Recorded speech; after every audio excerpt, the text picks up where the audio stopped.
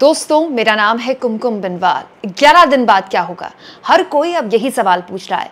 आप कहेंगे कुमकुम में 11 दिन बाद ऐसा क्या है, और ऐसा क्या वाकई में कुछ हो सकता है जो मोदी सरकार की सेहत में जरा सा भी फर्क लाए? कहने को ये मोदी सरकार नहीं है, या एनडीए सरकार है। मोदी जी खुद एनडीए का नाम लेते हैं, लेकिन आप तो जानते ही दोस्तों, न्यूज चैनल वाले इसे मोदी 3.0 बता रहे हैं और अंधभक्त भी कहते हैं कि ये मोदी सरकार है। तो चलिए मान लेते हैं ये मोदी सरकार है। तो अगर ये मोदी सरकार है तो ये मोदी सरकार अपनी सेहत में क्या 11 दिन बाद भी इतनी ही तंदुरुस्त रहेगी? ऐसे कई सवाल राजनीतिक गलियारों में घूम रहे हैं। क्यों? तफसील से मैं आगे आपको समझाऊंगी। साथ में आपको ये भी बताऊंगी दोस्तों कि बीजेपी के अंदर खाने वो कौन सी पॉलिटिक्स है जो बड़े महीन से, बड़े करीने से मोदी और शाह की जोड़ी को परेशान कर रहा है। दोस्तों, स्वाति चतुर्वेदी एनडीटीवी की बहुत वरिष्ठ रिपोर्टर्स में से एक हैं। रवीश कुमार की एनडीटीवी से विदाई और उसके बाद अडानी का एनडीटीवी खरीदना, ये उन पत्रकारों में से एक हैं जिन्होंने उस वक्त एनडीटीवी छोड़ा था। तो एक लंबे वक्त से स्वाति चतुर्वेदी राजनीति पर पैनी नजर रख रही है। उन्होंने जो बातें अपनी हिंट के जरिए बोली है ना दोस्तों, बहुत ही गहराई वाली बातें हैं वो। स्वाति चतुर्वेदी ने अपने एक ट्वीट में लिखा आज कि मोदी इस समय सदन के सभापति के लिए नायडू के दबाव से निपट रहे हैं और आरएसएस इस बात पर अपनी राय देना चाहता है कि बीजेपी का नया अध्यक्ष कौन होगा। शाह की नियुक्ति के बाद से आरएसएस की कोई भूमिका नहीं रह गई और अब वो देवेंद्र फडणवीस को आगे बढ़ा रहे हैं, जबकि मोदी एक ऐसे कठपुतली को नियुक्त करना चाहते हैं जो चुनाव हार चुका है। हालांकि बाद में स्वाति चतुर्वेदी अपने ट्वीट में ये भी लिखती हैं कि चंद्रबाबू नायडू ने विपक्षी नेताओं से कहा है कि वो इसके लिए मोदी पर दबाव नहीं डाल रहे। ओम बिरला या उनके जैसे नामों पर फिर से चर्चा संभव है। दो बातें इस ट्वीट से स्वाति चतुर्वेदी बीजेपी के अंदर खाने बताती हैं। एक बात कि स्पीकर के चुनाव को लेकर अभी तक टीडीपी ने अपना दावा नहीं छोड़ा है। कैबिनेट में जो जगह नहीं मिली उसके बाद कहा गया कि नायडू और नीतीश को देखिए मैनेज कर लिया गया। न्यूज चैनल्स ने चलाया कि देखिए मोदी जी कैसी मजबूती से अभी भी सरकार चला रहे हैं। उन्होंने साफ संकेत दे दिए कि गठबंधन कोई मजबूरी नहीं है उनकी कि वो जबरन बड़े बड़े मंत्रालय अपने पार्टनर्स को दें, अपने गठबंधन के सहयोगियों को दें। दोस्तों, नायडू और नीतीश दोनों का केस अलग है। नायडू को इस वक्त कैबिनेट के बड़े मंत्रालयों से ज्यादा हर लिहाज से फंड की जरूरत है। अगले 5 साल उनको आंध्र प्रदेश में सरकार चलानी है।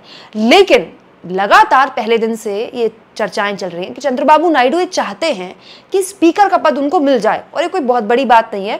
उस वक्त दोस्तों एनडीए की सरकार थी केंद्र में, वाजपेयी प्रधानमंत्री थे और नायडू समर्थन दे रहे थे ऐसे ही, और उस वक्त स्पीकर नायडू ने अपना नियुक्त किया था।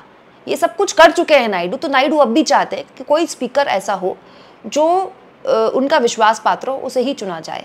और अभी भी दावेदारी नायडू ने नहीं छोड़ी। कम से कम ये ट्वीट तो स्वाति चतुर्वेदी का ये संकेत दे ही रहा है। मतलब नायडू यहाँ से दबाव बना रहे हैं, और दूसरा दबाव कहाँ से बन रहा है? आरएसएस की तरफ से।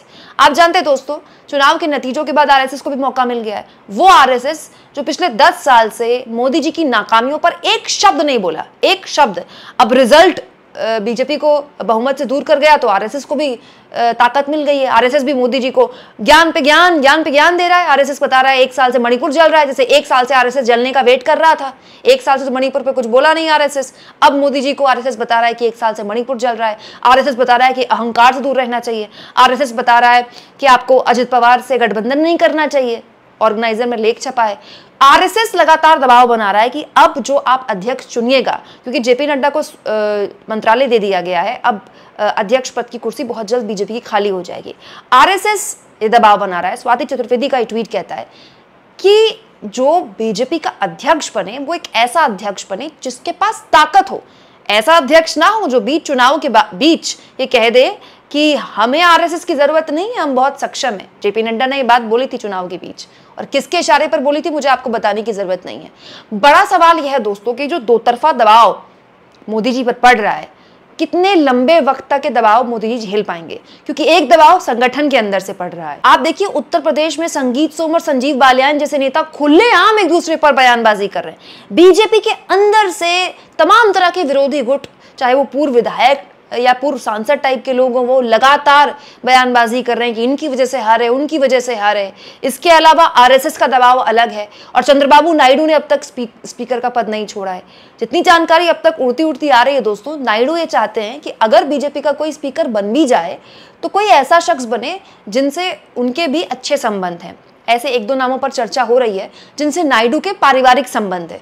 तो ऐसा हो सकता है कि ऐसे किसी नाम पर सहमति बन जाए जो नायडू के भी गुड बुक्स में हो और बीजेपी के पार्टी का खास आदमी हो या जिन पर मोदी जी भरोसा करते हो। लेकिन नायडू ये चाहते हैं कि स्पीकर के पद पर कम से कम कुछ तो उनकी चले, और इस पर दोस्तों नायडू को नीतीश कुमार का भी समर्थन है, क्योंकि दोनों ये जानते हैं कि क्या हश्र बीजेपी अपने सहयोगियों का करती है। तो बड़ा सवाल ये है दोस्तों कि बीजेपी क्या वाकई में स्पीकर के पद पर भी कैबिनेट वाला हाल करेगी नायडू और नीतीश का।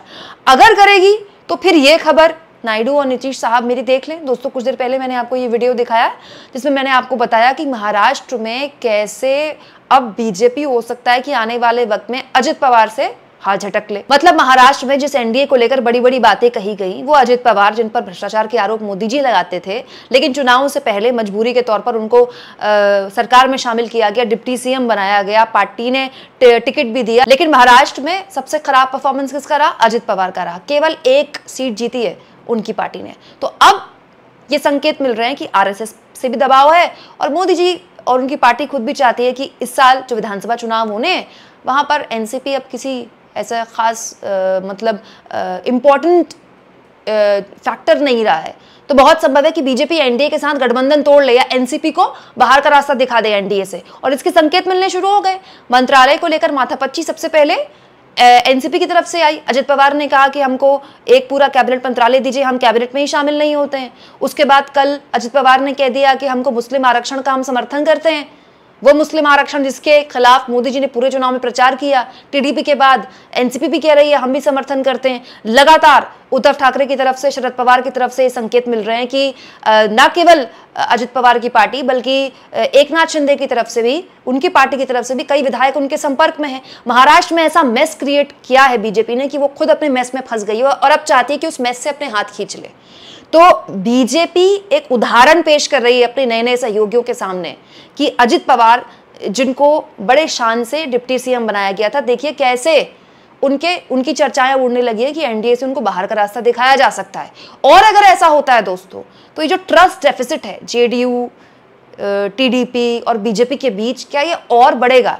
दोस्तों 11 दिन बाद लोकसभा का प्रोटेम स्पीकर चुना जाएगा, सारे सांसद शपथ लेंगे, लोकसभा की कार्यवाही चलेगी। उस पूरे एपिसोड में टीडीपी की कितनी चलती है इस पर लगातार सबकी निगाहें हैं, क्योंकि उसी से तय होगा कि आने वाले भविष्य में इस एनडीए गठबंधन की कितनी चलती है। इसकी सरकार को लेकर जो लगातार अलग अलग तरह के स्वर आ रहे हैं, कभी महाराष्ट्र से आ रहे हैं, कभी बिहार से आ रहे हैं, कभी चंद्रबाबू नायडू की पार्टी से आ रहे हैं, ये कितना लंबा चलेगा? क्या ये खत्म हो जाएगा? क्या मोदी जी ये सब मैनेज कर लेंगे? क्या मोदी जी आरएसएस को भी मैनेज कर लेंगे, टीडीपी को भी मैनेज कर लेंगे, जेडीयू को भी मैनेज कर लेंगे और उसके बाद सरकार भी चला लेंगे?